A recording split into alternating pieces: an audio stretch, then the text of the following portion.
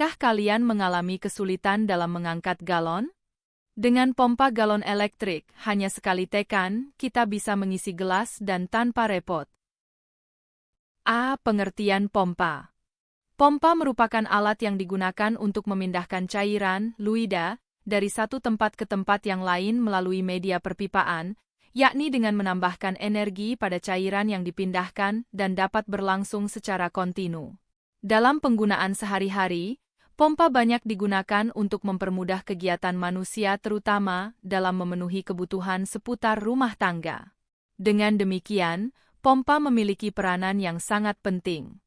Pada dasarnya sebuah pompa beroperasi dengan perbedaan tekanan yang terjadi di antara bagian masuk, suction, dengan bagian keluar, discharge. Di samping itu, pompa juga mengubah tenaga mekanis menjadi tenaga kinetis, kecepatan. Tenaga penggerak ini mengalirkan cairan dan mengatasi hambatan yang ada di sepanjang aliran fluida yang dilalui. Seperti disampaikan pada paparan di atas, pompa merupakan mesin yang berfungsi untuk memindahkan zat cair dari suatu tempat ke tempat yang diinginkan. Contoh dari zat cair diantaranya air, oli, minyak, atau fluida lainnya yang tak mampu mampat. Terdapat banyak sekali dunia industri yang menggunakan pompa sebagai salah satu peralatan untuk proses produksi.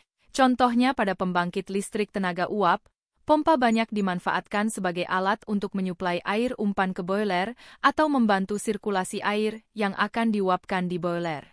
B. Konstruksi dasar pompa. Berikut adalah konstruksi dari instalasi pompa seperti terlihat pada gambar berikut.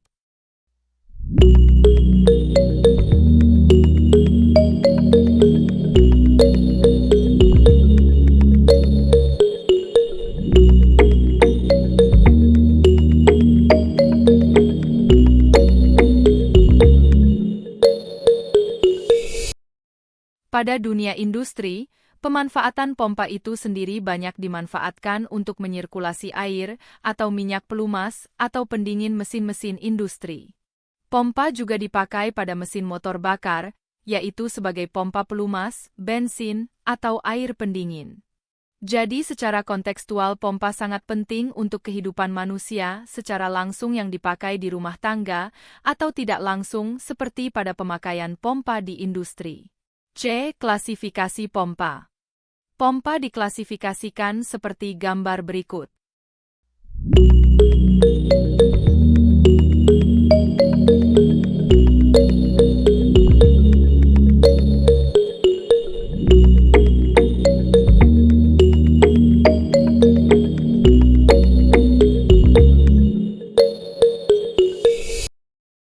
Berdasarkan prinsip mekanismenya, pompa dapat dibedakan menjadi pompa statis dan pompa dinamis.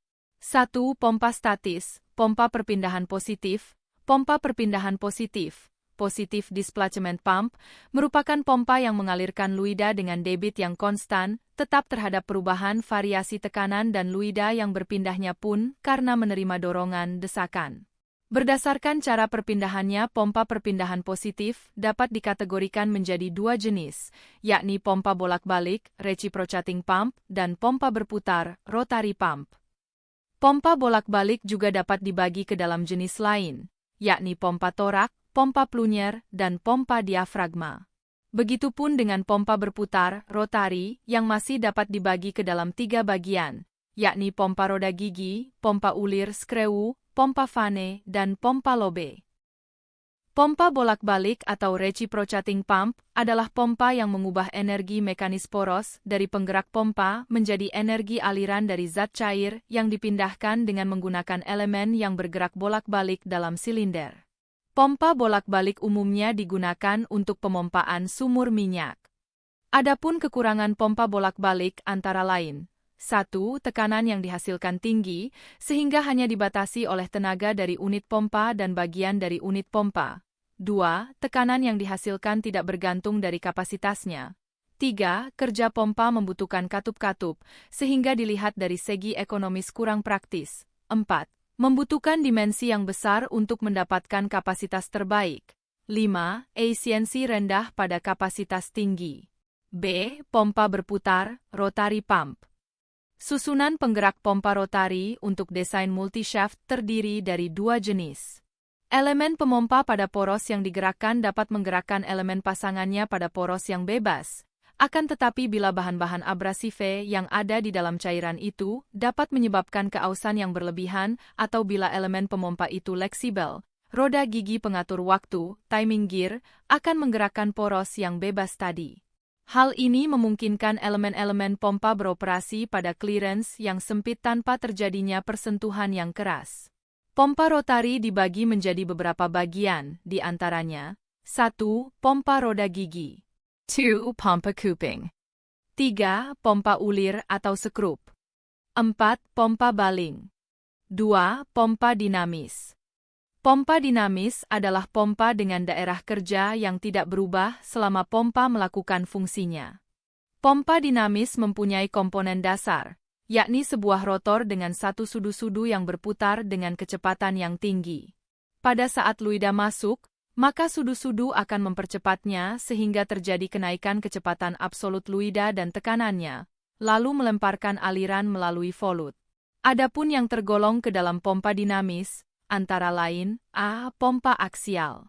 Pompa jenis ini merupakan pompa yang banyak digunakan untuk kepentingan irigasi. Pompa ini bekerja berdasarkan prinsip putaran sudu-sudu yang mengisap fluida yang dipompakan kemudian menekan ke sisi tekan lain dalam arah tegak lurus. Pompa aksial dibuat untuk kebutuhan pompa dengan head yang rendah dan kapasitas aliran yang besar.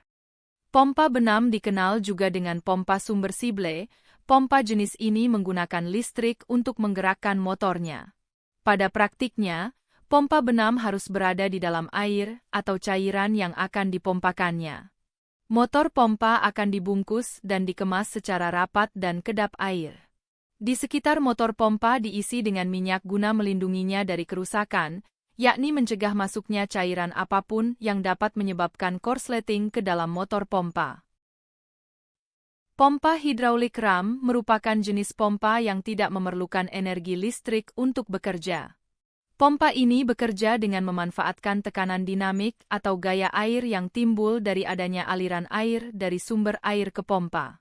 Selanjutnya gaya tersebut akan digunakan sebagai penggerak katup yang bekerja pada frekuensi tinggi, sehingga diperoleh gaya besar untuk mendorong air ke atas. D. Spesifikasi dan pemilihan pompa dalam kaitannya dengan pemilihan pompa untuk suatu kebutuhan, maka hal pertama yang harus dipahami adalah mengenai head dan kapasitas debit aliran yang diperlukan. Agar pompa dapat bekerja dengan baik, perlu diperkirakan berapa tekanan minimum yang tersedia pada sisi masuk isap pompa yang terpasang pada instalasinya. Putaran pompa dapat ditentukan atas dasar tekanan isap ini. Contoh data yang diperlukan untuk memilih pompa disajikan pada tabel berikut.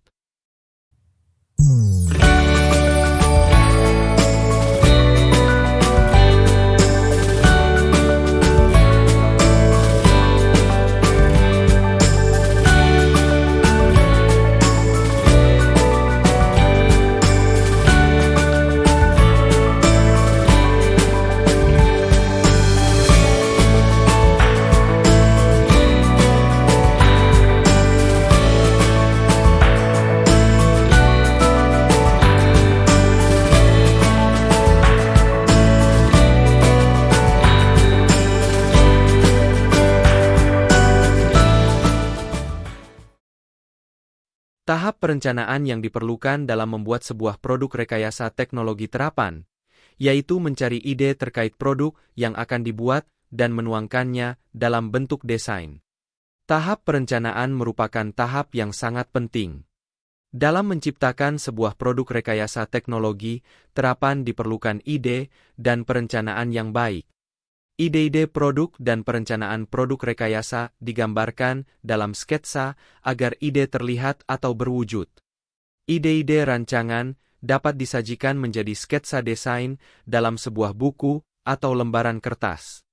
Sketsa desain tersebut kemudian dipilih berdasarkan kemungkinan dibuat atau dilakukan dengan mempertimbangkan jenis bahan, alat, dan teknik agar lebih efisien dan efektif. Selain sketsa, desain ide juga dapat diimplementasikan dalam bentuk blok diagram. Ide pengembangan diawali dari modifikasi fungsi dan karakteristik pompa yang sudah ada. Pada umumnya dalam kehidupan sehari-hari pompa galon yang banyak digunakan adalah pompa galon manual. Pompa galon ini banyak digunakan oleh kalangan rumah tangga sebagai salah satu kebutuhan yang vital. Sebagaimana diketahui, air merupakan kebutuhan utama manusia karena diperkirakan sekitar 55-78% tubuh manusia terdiri dari air. Pada umumnya, masyarakat memenuhi kebutuhan air minumnya dengan cara merebus air hingga mendidih untuk kemudian ditempatkan di dalam teko atau perkakas sejenisnya. Sedangkan bagi masyarakat perkotaan dengan tingkat kesibukan yang lebih tinggi, kebutuhan air minum dipenuhi dengan penggunaan galon dan dispenser sebagai tempat penyimpanan air. Galon dan dispenser dianggap lebih higienis dan dapat menyediakan air dalam kondisi panas, biasa, normal, dan dingin. Dengan semakin tingginya mobilitas masyarakat, maka tingkat konsumsi air mineral pun semakin meningkat. Hal ini terjadi mengingat air dalam bentuk kemasan, baik itu botol, gelas, bahkan galon sekalipun lebih praktis dan mudah untuk dikonsumsi dalam keadaan apapun. Namun terkait pemanfaatan galon, terdapat kendala yang menjadi masalah umum, yaitu karena volumenya besar, seringkali pemanfaatannya memerlukan usaha lebih, terutama bagi mereka yang memiliki dispenser. Proses pemindahan galon, memindahkan ke dispenser atau alat sejenisnya, tidak dapat dilakukan oleh semua orang. Dengan volume galon sekitar 19 liter, ketika massa jenis air pada temperatur kamar adalah 0,9958 kg per liter, maka bobot galon dapat setara dengan 19 kg. Mengangkat benda seberat ini biasanya dilakukan oleh orang dewasa, terutama laki-laki, dan akan sangat berisiko jika harus dilakukan oleh wanita, terlebih orang tua. Bahkan dapat menjadi kegiatan yang fatal dan berisiko, karena besarnya gaya pada postur kerja yang keliru dapat menimbulkan cedera pada punggung dan persendian. Oleh karena itu, harus dicari cara bagaimana menjalankan fungsi tersebut dengan gaya yang kecil sehingga mengurangi risiko cedera. Pemanfaatan pompa pada galon mineral menjadi solusi praktis bagaimana usaha manusia untuk mengefektifkan kegiatannya. Dengan menggunakan pompa, maka air dapat dipindahkan tanpa perlu kita mengangkat atau membalikkan galon. Hanya dengan menekan pompa, maka air akan keluar dengan sendirinya. Tentunya hal ini cukup menguntungkan terutama bagi kaum ibu yang setiap hari berurusan dengan kebutuhan rumah tangga.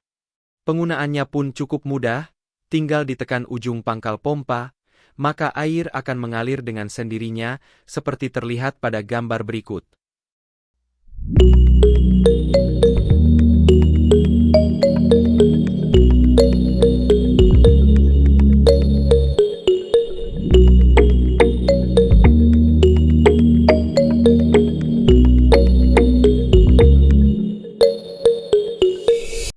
Pada perkembangannya, pompa mengalami perubahan yang signifikan, di antaranya perubahan bentuk, fungsi, hingga karakteristik. Dimulai dari kemasan yang praktis digunakan, hingga kemudahan dalam menggunakannya. Sebelum pompa galon elektrik digunakan, orang sudah mengenal pompa galon manual. Sistem pompa air minum galon elektrik banyak di pasaran dengan harga terjangkau. Pada penelitian ini, menggunakan tipe yang banyak dijual dan harganya murah. Gambar pukul 2.10 berikut memperlihatkan pompa elektrik yang dimaksud. Pada pompa galon elektrik, proses penggunaannya juga cukup mudah. Hanya dengan menekan satu tombol, pompa akan langsung mengisap air yang ada di dalam galon. Pompa galon elektrik memudahkan kita dalam menggunakan dispenser galon bawah. Tidak perlu mengangkat galon yang berat ketika harus mengisi ulang. Sebagai sumber energi utamanya digunakan listrik DC yang dapat kita pakai secara otomatis maupun manual. B. Standar dan ukuran macam-macam galon. Standar ukuran galon yang dipasarkan secara komersil di Indonesia memiliki spesifikasi teknis sebagai berikut. tinggi sekitar 44 cm, diameter galon 30 cm, diameter lubang 4 cm, volume galon 19 liter. Tidak ada standar khusus mengenai dimensi galon. Oleh karena itu, galon di Indonesia berbeda-beda. Saat ini bisa dipastikan semua produsen air minum kemasan dalam negeri seragam menggunakan galon ukuran 19 liter, 5 galon as. Jika massa air 1 liter sama dengan 1 kg, air murni 1 liter 1 kg, berarti air kemasan galon memiliki massa 19 kg. Bisa dipastikan kaum wanita, ibu rumah tangga atau anak kos putri tak akan sanggup membawanya. Pada akhirnya mereka, kaum perempuan, akan bergantung kepada jasa antar jemput. Mengenai ukuran kemasan galon ini, cukup banyak variasi ukuran dan desainnya yang telah diproduksi dan dijual bebas. Gambar berikut sekadar contoh dari beragam desain yang ada. 1. Kemasan galon 19 liter. Kemasan ini adalah galon air minum dengan ukuran 19 liter. Kemasan ini merupakan kemasan galon dengan kapasitas terbesar yang biasa dipasarkan di Indonesia. 2. Kemasan galon 15 liter. Kemasan ini adalah kemasan galon air minum ukuran 15 liter. Diameter lubang masih sama dengan galon air minum 19 liter, sehingga tetap cocok dengan dispenser yang ada di pasaran. Sedang tingginya kira-kira 3/4 dari galon 19 liter. 3. Kemasan galon 11 liter. Kemasan ini merupakan kemasan galon air minum ukuran 11 liter. Diameternya sama dengan galon air minum 19 liter, berarti tetap cocok dengan dispenser yang ada di pasaran, sedangkan tingginya kira-kira 1/2 dari tinggi galon 19 liter. Pompa galon elektrik merupakan sebuah alat yang membantu memompa air galon, sehingga kita tidak perlu lagi menuangkannya ke dispenser. Pompa galon elektrik sangat mudah digunakan, kita hanya perlu memasangnya pada galon ataupun botol, lalu tekan tombol pada kepala pompa.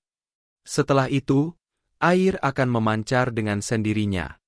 Pompa galon elektrik yang beredar di pasaran, pada dasarnya, merupakan sebuah rangkaian elektronik yang sederhana. Bagiannya terdiri dari sebuah baterai yang dapat diisi ulang dan sebuah pompa. Tampak dalam dari pompa elektrik ini dapat dilihat pada gambar berikut. Setidaknya terdapat 3 manfaat yang kita dapat ketika menggunakan pompa galon elektrik, di antaranya. 1. Memudahkan saat memindahkan air dari galon ke dalam gelas ataupun teko. Serta 2. Mengefisienkan waktu kerja, higienis, dan mudah untuk digunakan. Berikut diagram blok dari sistem produk. Penjelasan dari diagram blok sistem tersebut adalah A. Tombol push on. Berupa saklar untuk menghidupkan atau mematikan rangkaian listrik. Tombol push on mempunyai karakteristik terhubung singkat pada saat tertekan saja. Jika dilepas tombol tersebut, maka kondisi kembali menjadi open circuit. Mengendalikan pompa dengan menggunakan sebuah tombol, di mana tombol ini hanya satu buah yang berfungsi untuk menyalakan dan mematikan pompa dengan tombol yang sama. C. Baterai. Baterai yang digunakan pada produk ini dapat diisi ulang dengan cara di-charge. Pompa terdiri dari selang yang berfungsi untuk mengalirkan air.